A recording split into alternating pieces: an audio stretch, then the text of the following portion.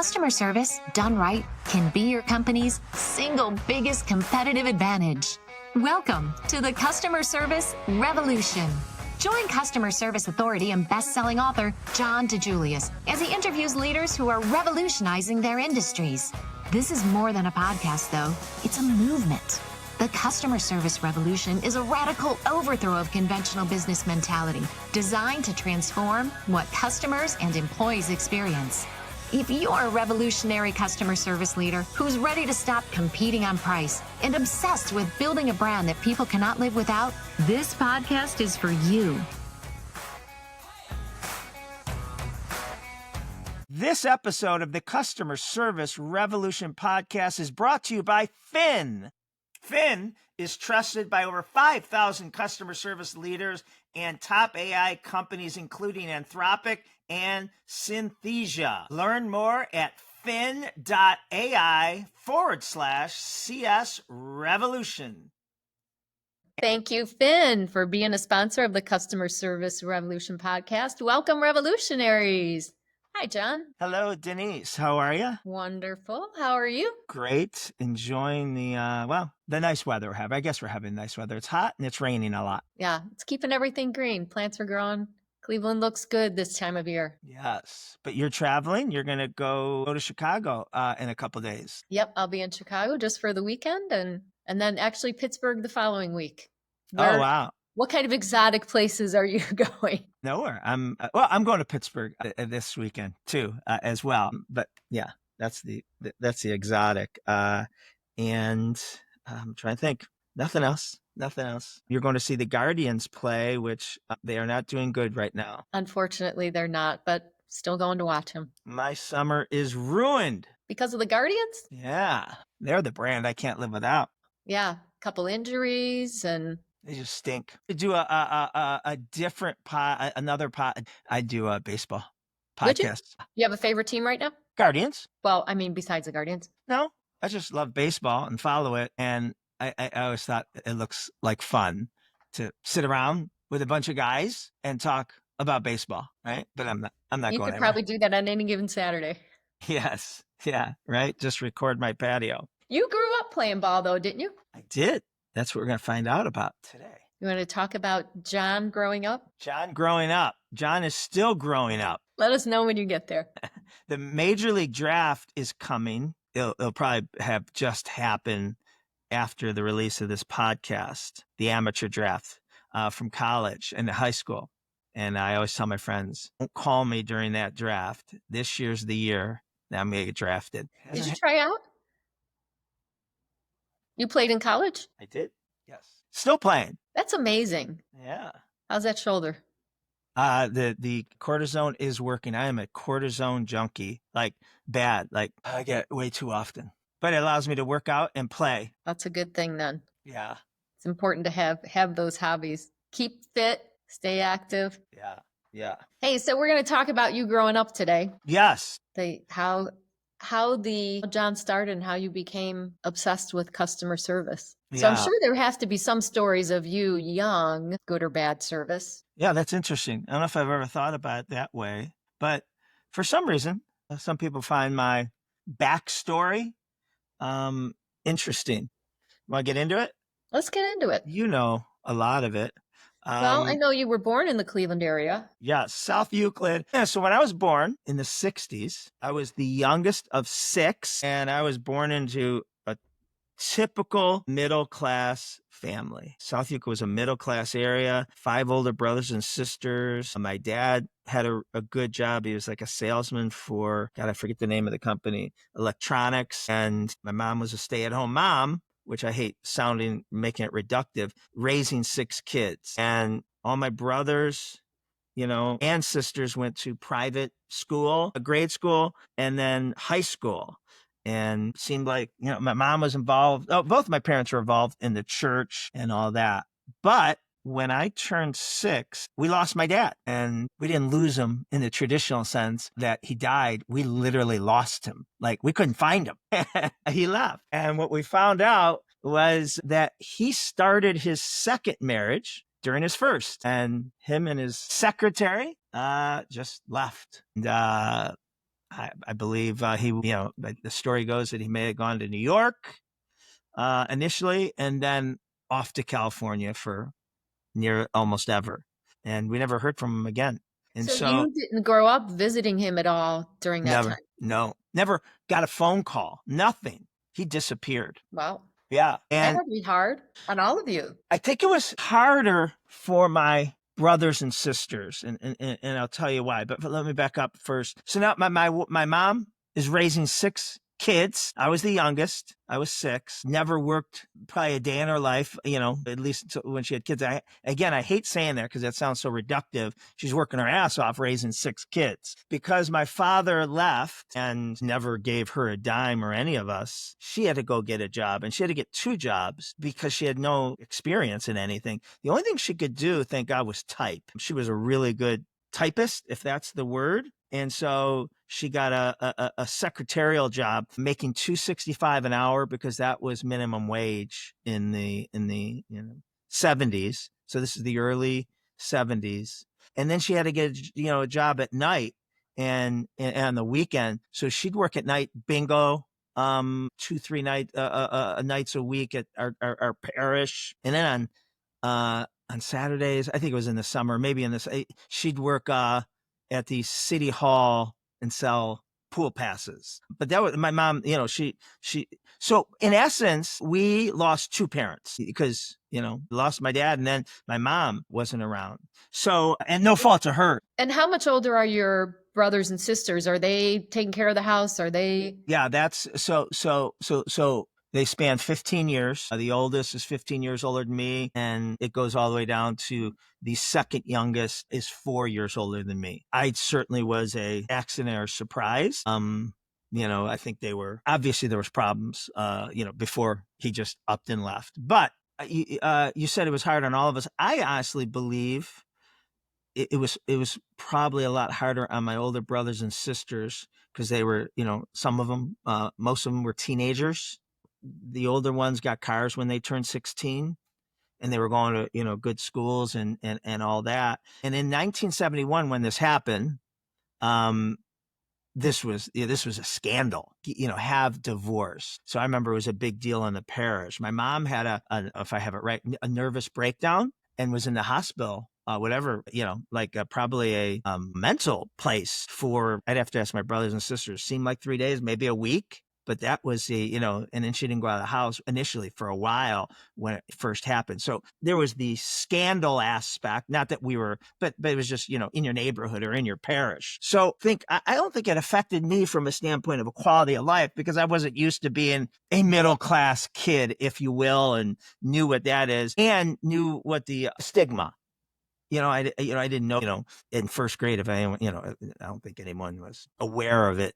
Their parents were, but I don't think my friends were aware of it or cared in the first grade. So I really think it was harder for my brothers and sisters, but they stepped up, most of them, and took care of me because my mom couldn't. And I mean, they just one, my one brother started coaching me in baseball, and Kathy took me everywhere, and Peggy, my oldest sister, would take me to the Cleveland Indians games at the time, and Kathy and her husband, Eddie, they were dating in high school, and they just took me everywhere. They just, probably didn't want to, but I didn't know we were poor. I had an advantage. Maybe I did, but we immediately go on welfare and food stamps, but I'm not aware of it. And I just don't remember realizing I was poor.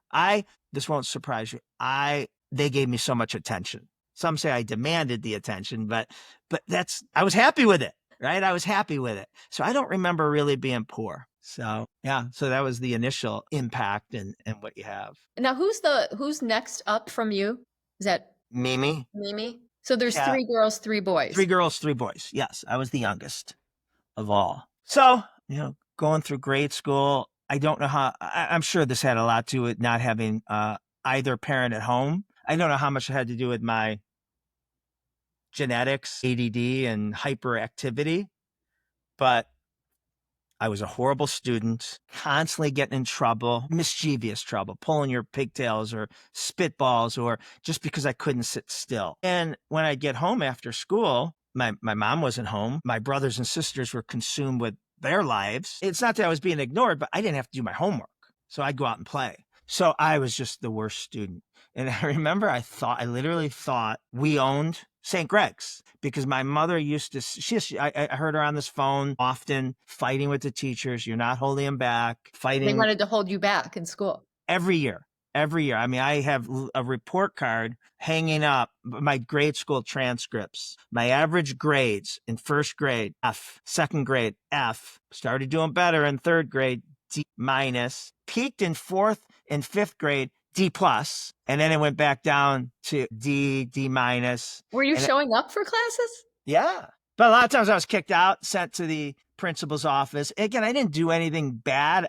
I was disruptive and it would hurt everyone else's learning. And they didn't know how to handle me. So I remember I heard my mom telling someone, if it was my family or her friend, that to get John in the fifth grade or the sixth grade, I had to buy that school. So I thought we owned it. So I went in the next day, started telling teachers, you watch yourself. And so, but I honestly believe, I don't know if what my mom did was right or wrong. I think she forced them to pass me more so because of the stigma of a failing student. All my other brothers and sisters got really good grades. Peggy was really smart. She got a master's degree, and Mimi was really smart. I don't know if the guys were too smart, but they were whatever. If my mom would have held me back, I would have done no better because I wasn't going to listen to the teacher. I wasn't going to comprehend the content. So I don't know if someone smarter than about this, if that would have, I was just hyper and I wanted attention. And my philosophy, I realized today, because I've seen it in my kids when they were younger, Bo. My three boys all have ADD and hyper, but they had structure. But I wanted attention, and negative attention was better than no attention. And I was so small. I don't know if I remember in eighth grade, the only reason I remember this is because they had just come out with a football team at St. Greg's, first time ever. And the lowest you could weigh was 70, which is so small. And there weren't many kids in the 70s. I was 67 pounds. And my mom had assigned a permission slip to say I could play. You know how football pants, Denise, they come down to just past your knees, and the knees have knee pads in them and the thighs have thigh pads in them. Well, the smallest pants they had, they gave them to me, and they were to my ankles, and the knee pads were over my ankles and the thighs were over my knees. Like I was just so small. I never played, Do we have pictures of this? I don't know. I mean, it was. We have to see if we can find some pictures. I'd love to add some pictures to this podcast. Yeah. Well, I got my report card. You could post, or my transcripts. So my mom's constantly fighting with the school. Well, let me go back. I said I needed attention, and negative attention was better than no attention. So probably not only in class, but in the playground. I get into fights. And some people would say I got bullied because I was the smallest and I got beat up a lot, right? But I don't think I got bullied. Everything that happened to me, I brought it on myself. You were the agitator. I was the agitator. And, I don't know, so now my mom is fighting with the school, every year.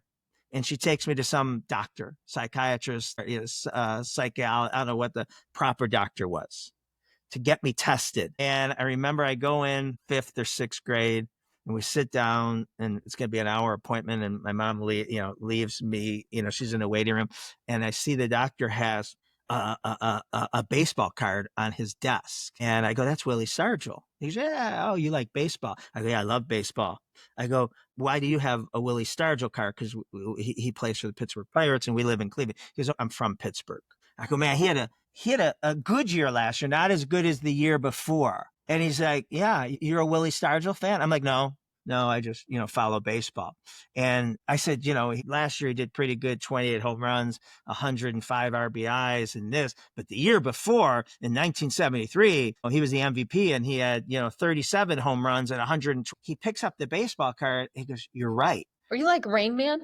In baseball, I was, right. So and Willie started, but I had baseball cards and I knew all the baseball cards. So he asked me, he had something else about baseball, another baseball card. And he goes, well, you don't know who, this guy is. And I'm like, yeah, I do. And I rattled off his stats for the last 3 years. And he just said, all right, we're done. And he goes out and it was like 10 minutes. My mom's like, what? And he goes, all school is memorization. And your son has no problem with memorization. Your son's problem is what he chooses to memorize. But like he thought I was like Rain Man from a standpoint of, a baseball savant. I didn't have a baseball. I didn't have a memory problem. I just didn't, wouldn't listen to anything. So This that was sounds like it was your first experience using Ford. Yeah. But that's where it was statistics. And the only thing I liked when I was younger, that's still today, I don't know if something you liked when you were a kid, but I liked baseball. And probably the reason why I liked baseball was because at that time, sports I knew about, football, basketball, and baseball were the only sports. I don't remember knowing about hockey, but we didn't have hockey in our area. We didn't have wrestling, never heard of wrestling. So those things weren't exposed to me. I couldn't play football because of my size. I couldn't play. I tried out for the football team, made it, but never played. Tried out for the basketball team every year, got cut, and tried out for the baseball team, and I made it. But I was so small for baseball. I was so small, but I loved it probably because it was the least prejudiced of my height. And so then as I started getting older in junior high and all that, my friends who were much better athletes, they would play football in the fall, basketball in the winter, and baseball in the spring. I would practice baseball in the fall, practice baseball in the winter, only to be able to make the team in the spring. If I didn't do that in the fall and winter, I wouldn't have made the team. And maybe that's where my OCD comes from, where I'm kind of all or nothing. I just became obsessed with baseball. So baseball got me through, I guess hard times or whatever. That was like my fantasy. I was going to be a professional baseball player no matter what. When my mom took me to parent teachers conference, it was not good because I frustrated the teachers, rightfully so. I was disruptive. One of them, teacher, my mom would say, what are you going to do? What do you think you're going to do? You're not even getting in high school. I don't play professional baseball. I don't need this. And something else that was really interesting from a leadership standpoint that I learned back then, but didn't dawn on me until when I started having employees, is my mom came home from parent teacher conference. I didn't go with her this time, and mad as hell, and sat me down and just laid into me because of what she heard from all the teachers. And I said, did they say anything nice? And she pauses. And I know she made this up. Didn't know it then, though. She says, they said, you always look nice. You always come to school looking nice, which I know today was untrue. Like I had crappy hand-me-down clothes. I probably wore them the same day, every day, right? Didn't wash them. I had this long flowing hair that, never took a shower, right? It just wasn't something that, I had a parent making me realize. I did make fun of, that I smelled and stuff. I mean, that was part of it. But here's the psychological thing. My mom tells me, she searches for something. Didn't they say anything nice? And she says, yes. And she says, they say you always look nice when you come to school. So now the next day in the morning, I am taking longer getting ready because I have a reputation to uphold. I remember that vividly, that I'm like, oh, I look nice in school. That's my thing. And so I remember taking a little longer. And it's like, what if they would have said, well, he's really good in math, or he's, would I have, spent more time on that? But it's so funny that little thing that I remember that I was a nice dresser or whatever, the thing was. So I spent more time in the morning being a nice dresser because I had to live up to that reputation. And you still dress nice. Well, yeah, but I didn't back then. I didn't. I washed my hair a heck of a lot more. Let's take a minute to pause for a sponsor break. Hey, listeners, we'd like to introduce you to Finn, the #1 AI agent for customer service. Finn is the highest performing agent on the market with a 59% average resolution rate. With Finn, your customers will notice higher quality answers, and you'll love that Finn is able to resolve even the most complex customer queries. As you can imagine, Finn outperforms every competitor. That's why it's used by over 5,000 customer service leaders. Top AI companies, including Anthropic and Synthesia, trust Finn's system for continuous improvement. And because Finn works with any help desk, no migrations needed. You don't have to overhaul your current system to get the best AI agent for customer service. Try Finn today with their 90-day money-back guarantee. If you're not 100% satisfied with Finn, get up to $1 million back. Get the #1 AI agent today. Learn more at fin.ai/CS Revolution. So when you were playing ball during school, didn't you have to make certain grades to be on the team? Not in grade school, that in high school. So I'm in a shock. Well, I get more people that know me. So I played Division I baseball in college, okay? And I played in grade school, but no one knows this. I don't even know if Claudia knows this. I never played high school baseball. You didn't?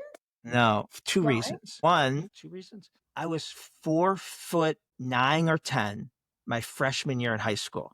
3 reasons. 4'9" or 10, 80 pounds. I went to St. Joe's, which you may remember St. Joe's back in our day. St. Joe's put more professional football players in the NFL than probably any other before LeBron James of Cleveland. And I went to school with him. I went to school with Mike Golick, who played in NFL. A lot of people were guys 5'6", 260 pounds, and I'm 4'9" or 4'10", 80 pounds. And so I was a fish out of water. I didn't get accepted into St. Joe's where my brothers went. 2 of my brothers graduated from, but through connections, I got in, begging and pleading and all that. So one reason is I was freaking tiny. Second reason is St. Joe's didn't care about their baseball team, and they only had a varsity team. Every school has a freshman, JV, varsity. So no freshmen would make it. I couldn't make it. I would have maybe made the freshman team, maybe. But we didn't have a freshman and a JV team. So now I don't play my freshman and sophomore year. So that didn't help my development. I shoot up to a 5'4" my junior year, but then I'm ineligible. I'm ineligible my junior and a senior year. So I couldn't play. So I never played. Yeah. You had to play on Summer ball. Yeah. What didn't help. So I failed. I graduate dead last in high school, and I applied to the only school I could, Cleveland State, local. We don't have money. I'm trying to think if I'm getting jobs. My first job was in 4th grade. I mean, so I don't really remember being poor. I remember if I wanted anything, I had to buy it. I started 4th or 5th grade. I started collecting carts, Azulos, Mancusos, By-Right, because my oldest brother, Barry, was a manager there.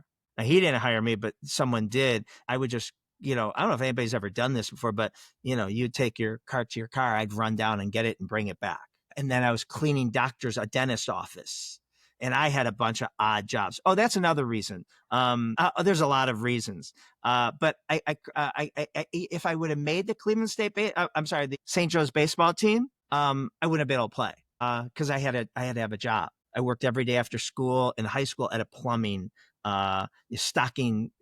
company where I was stocking shelves. And when the plumbers would come back, I'd empty their trucks and put all their things away. So I was always working. So now I graduate from high school and everyone was going to college. So I was going to go to college, and I couldn't go away, couldn't live at a school like a lot of my friends were. So I'm going to have to go to Cleveland State and live at home and commute.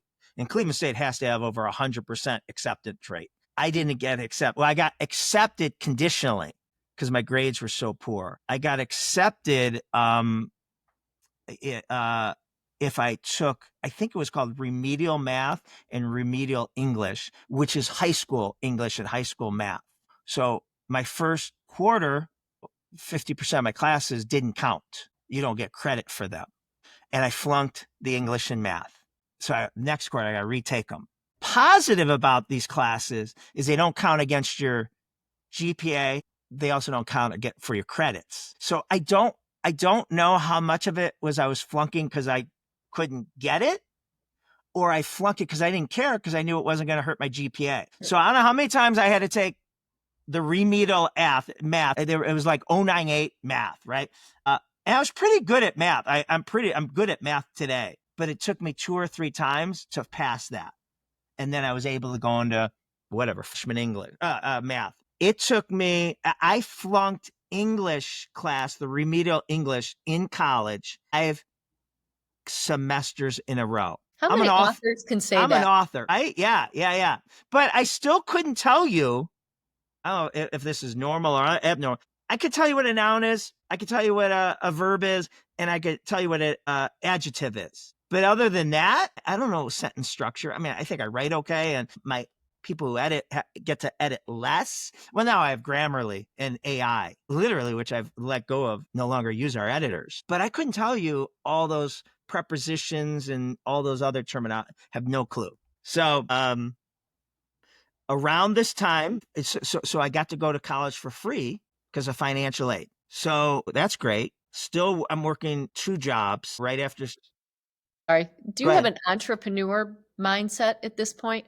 Or where did that? So I started managing and playing on my own team. So I'm managing my friends or people my age, which was like really strange. So I was organizing and that's a great question. Bring me back to that because I have an interesting story about that.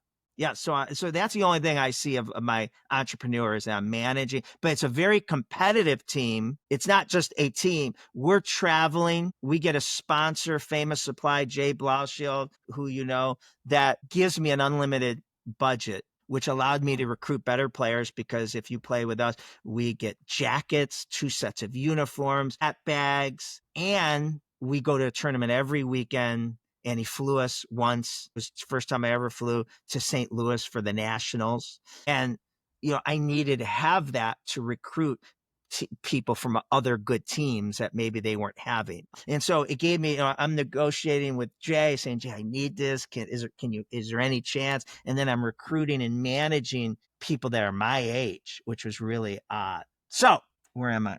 All right. So I get to go to school for free, financial aid. Great. Thank you, State of Ohio. I would take the typical courses recommended, whatever you're supposed to, freshman, let's say accounting 1 and something else, English. And then you take 2 electives. That was kind of, that made your workload easy, right? 2 hard classes with 2 electives, jazz survey and something else. Well, at the end of, we were on quarters, at the halfway point, I was flunking the math and the English. That now this time this was college English that counted. So I would drop them. You could just drop them. So I would drop them and then get D's on jazz survey and whatever else, which those were supposed to be easy A's. I do this every quarter, drop the hard classes, keep the electives, get shitty grades on the electives. But so now after my first year, I don't even have half the credits of a freshman, and I'm on probation because if you went under a 2.0, two quarters in a row, you either were on probation or you got first quarter. My second year, even though I'm still a freshman, do the same, get a 1.5. So I must have gotten a D and a C, and they kicked me out. So now I'm kicked out, and I have to stay out a full year before I could reapply. So I'm just working jobs, working landscaping, doing all this, working, and playing baseball every night. Are you still at this point thinking that you're going to be a professional ball player, or No, what is going through your mind no. that you're going to be one day? So that's a great lead into the next thing. No, I didn't play in high school and was both ineligible and working jobs after school. You don't play in college. So there had been 6 years of me not playing baseball, at least scholastically. I gave up on that. I don't know what I'm going to do. I know I'm not going to graduate from college. All right, revolutionaries, we're going to break here. This is the end of part 1 of John's backstory. Join us next week for part 2 and hear the rest of the story. We'll see you then. Thanks for listening to the Customer Service Revolution podcast with John DeJulius. Did you enjoy this episode? Consider leaving us a review. We value your feedback and love to hear how you're using the podcast in your organization. To hear more, be sure to subscribe now on iTunes, Spotify, or wherever you listen to podcasts. Thanks for being part of the customer service revolution.